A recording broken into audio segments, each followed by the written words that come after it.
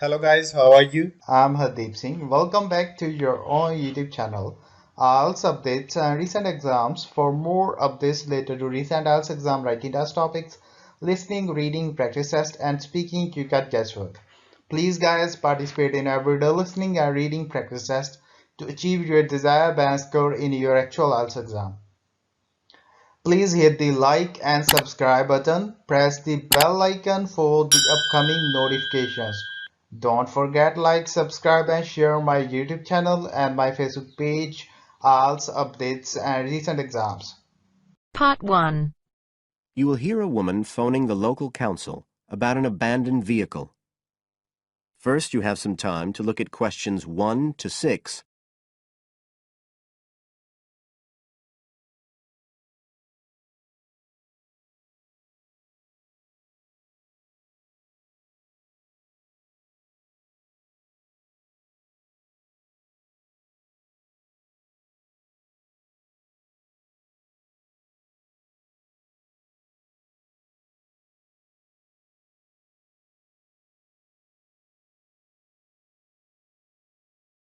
Listen carefully and answer questions 1 to 6. Environmental Health Department, Paul speaking. Oh, hello. I wanted to report a vehicle that's been left parked near where I live. I think it's been abandoned. I wondered if the council could arrange to get it towed away. Have I got through to the right department? Yes, you have. If I could just take a few details. Your name, please. Mrs. Shefford. Thank you. It's not my vehicle, though.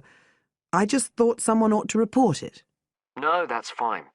What I need to do is take some details first, then we can decide what to do about the problem. Oh, I see. So the next thing I need to know is your address. Right, it's 41 Lower Green Street, Yes. Barrowdale. And the postcode's WH4 5JP. Fine. And if I could just ask for a telephone number.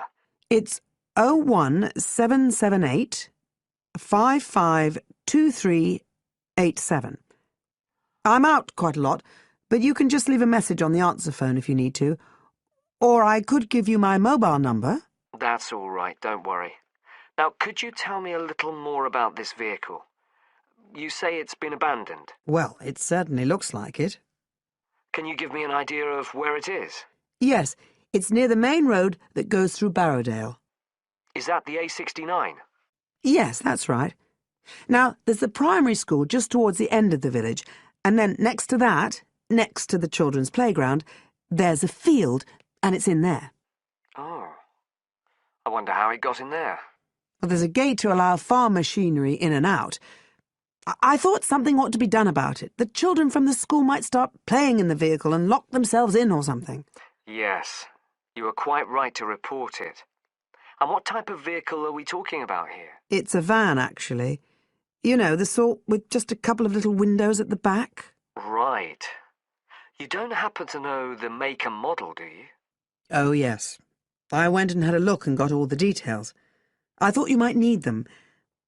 I'm surprised the school hasn't contacted you about it. Anyway, I wrote the details down. Right. It's a Katala, and the model's a Flyer 2000. Is that Flyer? That's right. Very good. And the colour? Well, it's not all that easy to see because it's absolutely filthy. And actually, it looks as if it's had a paint job at some stage. It's blue, but you can just see white underneath where it's been scratched. Right. Well, I'll just make a note of the present colour. And if you could just tell me the vehicle number. Did you make a note of that? Oh, yes. It's S322GEC. Okay. Before you hear the rest of the conversation, you have some time to look at questions 7 to 10.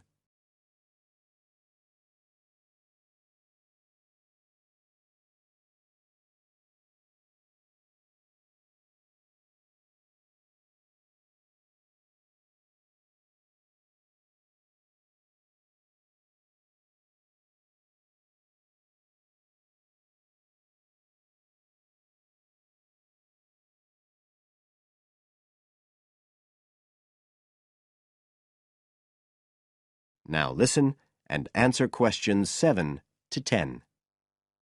And it sounds as if the general condition of the vehicle isn't too good, from what you say. No, it's pretty poor. It wouldn't be drivable. It's got a flat tire and there's a crack in the windscreen. I reckon someone just wanted to get rid of it. That's usually the way. It's been there for nearly a week. No, it must be 8 days. I remember it was a Sunday morning when I noticed it. It wasn't there the day before. I walk past it most days on the way to the shops. I'd have thought the school would have reported it. Does the field actually belong to the school? No, it's part of Hill Farm Estate. Right. I'll just make a note of that. And I don't suppose you have any information about who might own the vehicle? No, I've no idea. So what will you do now? Well, we'll come and have a look and see if we can trace the owner. And if we can't, the vehicle will be removed as rapidly as the law permits. It could be anything up to 20 days. One thing I should say, I'm quite sure this doesn't belong to anyone round here. I'd definitely recognise it if it was from someone who lived here. So you don't think it was anyone local? Right. I'd say at a guess we're looking at a stolen vehicle here. I did wonder if it might have been. You hear such a lot about car thieves nowadays. Well, we certainly will be looking into that possibility. Anyway, thank you for contacting us, Mrs. Shefford, and we'll keep you informed of what happens. Right. Thank you very much. Goodbye. Goodbye. That is the end of part 1. You now have half a minute to check your answers.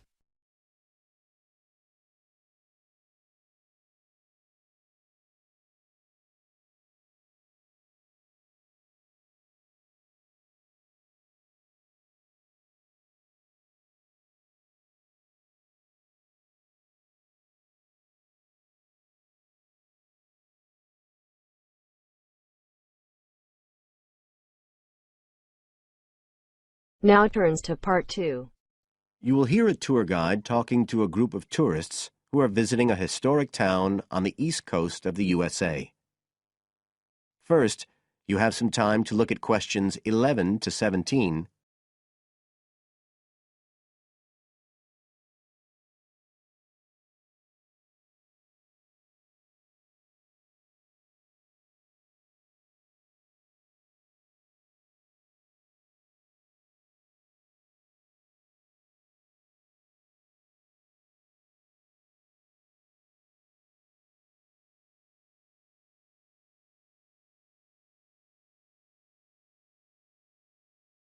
Now listen carefully and answer questions 11 to 17. Right. So here we are in Fairhaven, and we have a couple of hours to spend in this historic center before we carry on to our motel. And as you'll know from the itinerary of our trip, we're visiting Fairhaven because of its historical links with a man called Manjiro Nakahama. So I'll begin by giving you a brief overview of his life, and then you can explore the town at your leisure. Well, Manjiro Nakahama, as he was then known, was born in 1827 in a village by the sea in what is now Toshoshimazu in Japan. And like many people in that town, he became a fisherman when he was just a youngster. One day in 1841, when he was just 14 years old, he and some others were fishing far off the coast of Japan when they were caught in a storm and shipwrecked on a small deserted island. They had to wait for 6 months before they were rescued by an American whale ship that had stopped at the island by chance. 4 of the 5 Japanese were put ashore in Hawaii, but Manjiro had become friends with the captain, William Whitfield, who came from the town of Fairhaven, where we are now, and he chose to remain aboard and to return with the boat to the USA. So Manjiro unwittingly became the first Japanese ever to set foot on American soil. He came back right here to Fairhaven with Whitfield and stayed with the Whitfield family, who paid for his education here in the town. He studied mathematics and geography, as well as shipbuilding and navigation. But he missed his mother and his own country, and eventually he went back to Japan, where he had a responsible position as a university teacher and also served an invaluable role as interpreter during the initiation of relations between Japan and the United States in the middle of the 19th century. But the most interesting thing is that the links between Toshishimizu and Fairhaven have remained and grown stronger over the years, in spite of the distance between them. And in fact, the two places now have the official status of sister cities. Both places are ports, so in fact the inhabitants have a lot in common. There have been a number of visits by the inhabitants of Toshishimizu, in particular at the time of the festival, which is held every 2 years here in Fairhaven to celebrate the life and achievements of John Manjiro. It takes place in the fall, and there's an ever-growing program including drumming, singing, martial arts, and stalls selling Japanese and American food. So if you're going to be in the region around then, it's really worth a visit.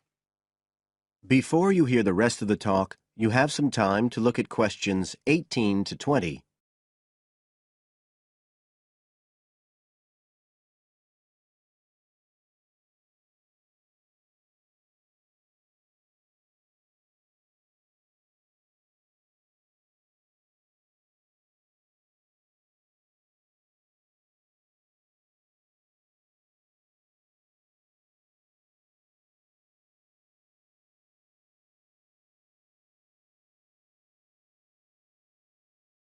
Now listen and answer questions 18 to 20.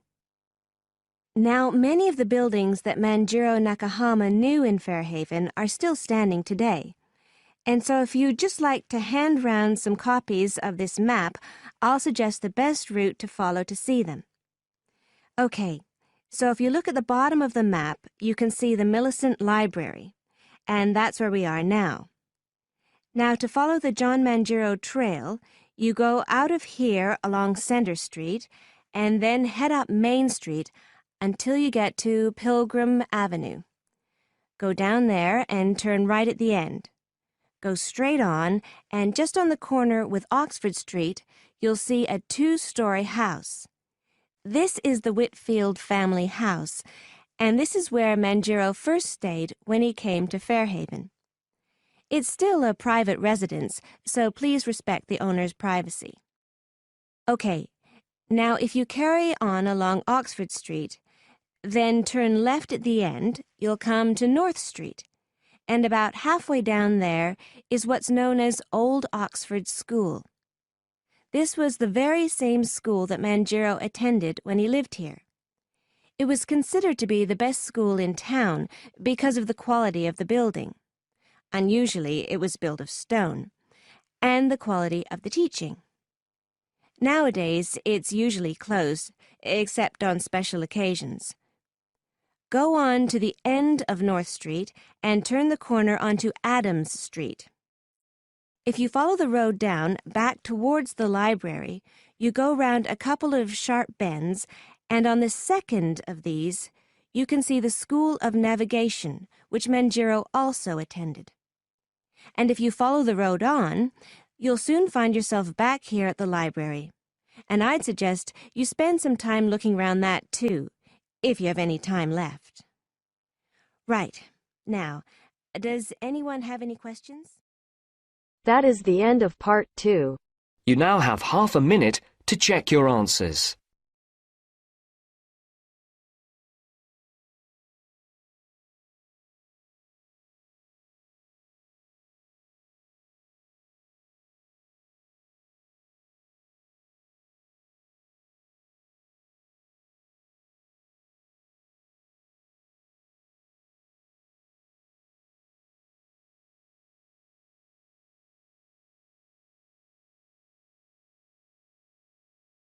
Now turns to part 3.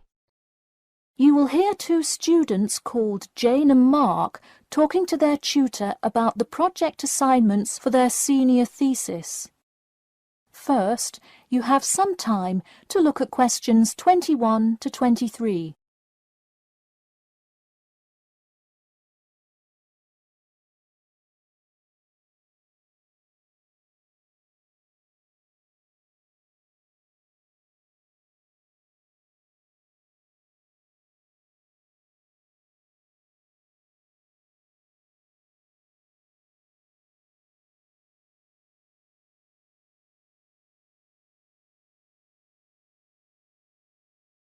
Now listen carefully and answer questions 21 to 23.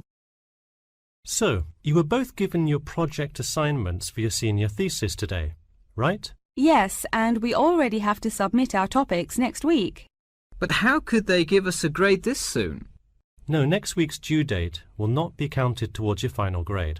The teachers are just going to read your topic and give you feedback. Oh, I see. So first we should come up with our topics, and then what? Well, once you know what you want to study, you need to think about how you'll study it. You need to decide on your research methods. The methods will be the main part of your paper. What about the results section? Well, I can give you feedback on that, but you will be the one carrying out an experiment, and thus will have to produce the results on your own. What I would like to do today is practice writing research papers before you even begin your report. I'll give you samples of old data from past experience, and you can practice writing results and drawing conclusions. I think that would be really helpful. Yeah, it sounds like a lot of extra work, but I'm sure it would make our actual project easier. You're exactly right. So let's get started. First, let's try this simple experiment on fruit flies. Read the information and then take 25 minutes to summarize a results and conclusion section. That's really important. Pay attention to the time limit. OK, does it still have to be 6,000 words? No, don't worry about that. What if we get off topic? I wouldn't worry too much. You'll have so much information to write about that it should be easy to stay on topic. Before you hear the rest of the talk, you have some time to look at questions 24 to 30.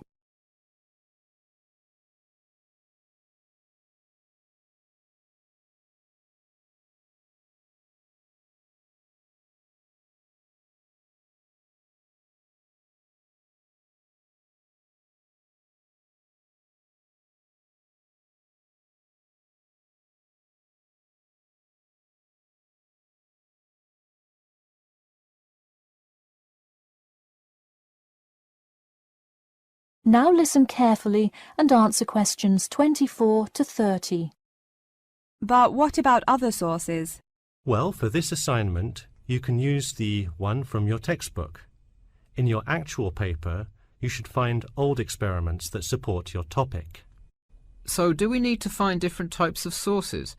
For instance, should I be conducting lots of interviews to use in my paper? No, there's no need to conduct lots of interviews or anything like that. Okay, I'm ready to get started. I'm still a little confused, though, on how we should format our paper. Don't worry about it for now, but on your final paper, make sure to pay attention to the format. It should follow the guidelines exactly. Oh man, I'm starting to understand why they give us all semester to do this.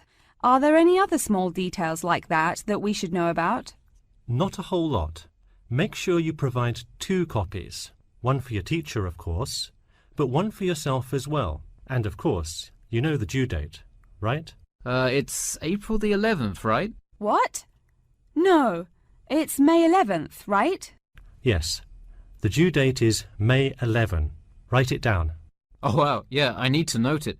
Also, I'm having trouble finding information on my topic. What if I can't find enough good sources? It's all right to change your topic. Just make sure to do it before the beginning of April. Oh really? Wow, I'm definitely going to change it then. Just make sure to write a note to your teacher letting him or her know. OK, so getting back to writing this sample paper, where do we start?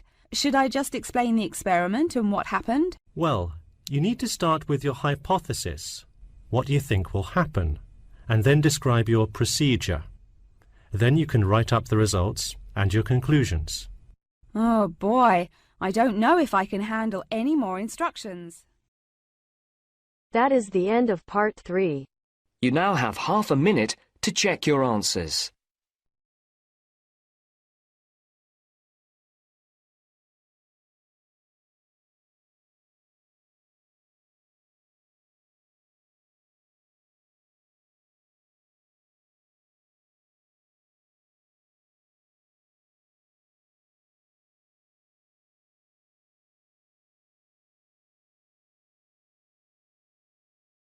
Now turns to Part 4. You will hear part of a lecture about factors you should consider when creating advertising materials and the effects they can have on your product sales. First, you have some time to look at questions 31 to 40.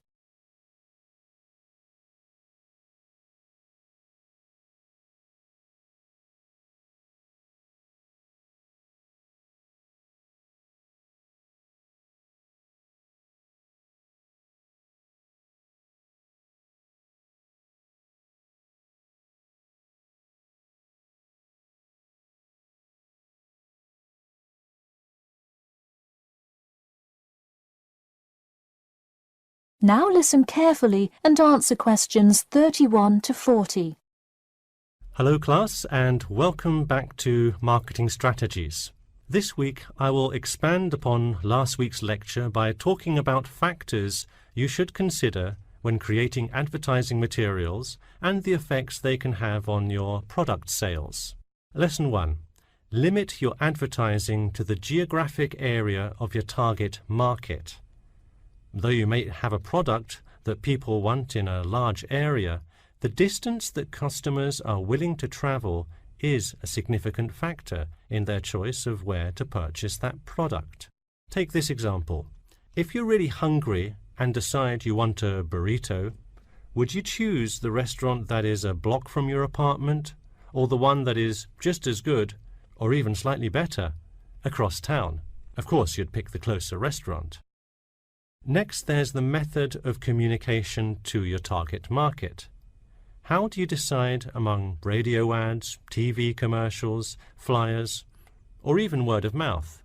While we often think of the visual presentation of ads, there's much more to advertising than the look. Studies show that consumers are much more likely to remember advertising slogans if there's also a sound plate.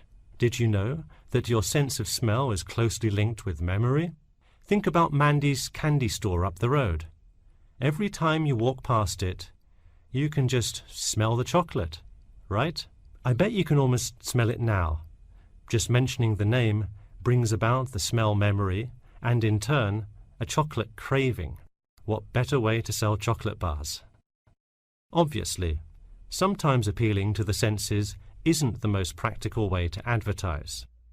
For example, it's a good idea to come up with a marketing strategy that adapts to the product, especially digital products. The flexibility of this kind of products is extremely important, so it's very common for advertisers to form one single layout for all of their ads, the visual, the medium, even the majority of the content, and simply update the ad each time they come out with a new version.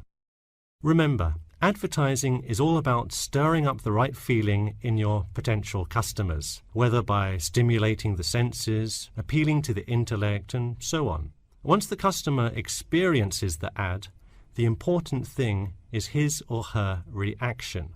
Someone could love the ad you made, but unless he or she considers buying the product, you've failed to get the reaction you were looking for. So once you have successfully reached your target customer and you have his or her business, often you'll want to expand to a larger market. More often than not, the same marketing strategies you used in your small campaign may not work for a larger audience. The larger you scale your product, the more factors you must consider. For instance, Apple operates worldwide, so they must tailor their advertising for each market they enter. Often you'll see Apple ads on international flights that appear not only in English, which is the lingua franca of most regions, but also in the native languages of the majority of passengers. I travelled to Russia last week, and it was really interesting to see the same Nike ad that I've seen 100 times, except this time it was in Russian. Okay, going back to the medium of the advertisement, even after choosing to create print ads instead of radio announcements, television commercials, etc., there is more to consider. If you print your ad in a newspaper, it will be read by a far different audience than if you print your ad in a popular magazine. Would you put an ad for the new Justin Bieber album in a newspaper? Probably not, because that product is most suitable for youths. Let's face it, do you know anyone under the age of 25 that buys a newspaper? No. Now let's try a few strategy exercises. Imagine you're a company that is aiming to improve the environment by making products that reduce human waste. How would you advertise your product? Clearly it would send the wrong message if you put up flyers or other materials that cause lots of waste paper. Consider instead putting commercials on the Health Channel or buying ad space on websites like UNESCO. Or here's another example. What is one great place to advertise suntan lotion? How about a swimming pool? It has the exact group of people that need the product. All right, one last thing. Let's say you're filming a commercial for a water filter pitcher. What would be good scenery to use for the background? Think about somewhere calm and relaxing with clean, fresh water. Can't you see how much more effective a commercial with the beautiful scenery and flowing rivers of a national park would be than, say, water dripping from a tap? So to wrap things up today, think about the geography of your target market, the type of marketing material you should use, and the most effective way to appeal to the customer in order to make a successful ad campaign. That is all I have for you today. Make sure to read through Chapter 8 for Monday if you have not done so already. Okay, now I'd be happy to answer any questions you may have. That is the end of part 4. You now have half a minute to check your answers.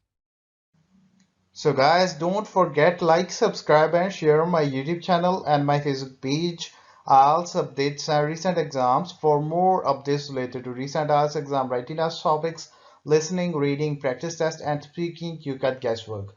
Please guys, participate in everyday new IELTS listening and reading practice tests to achieve your desired band score in your actual IELTS exam. For more IELTS material, visit my official website www.ieltsupdatesandrecentexams.com. The link is given below in the description. If you need PDF files of latest IELTS material, then please join my Telegram channel. So guys, please write your score below the comment section.